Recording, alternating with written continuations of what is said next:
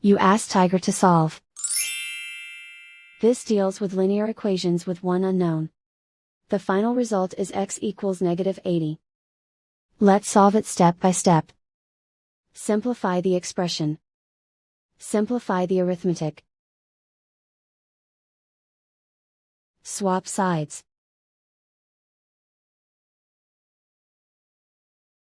Group all constants on the right side of the equation. Add 47 to both sides. Simplify the arithmetic.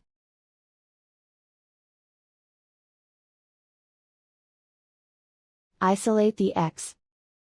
Divide both sides by -0.6. Cancel out the negatives. Simplify the arithmetic. Move the negative sign from the denominator to the numerator. Simplify the arithmetic. And so the final result is x equals -80.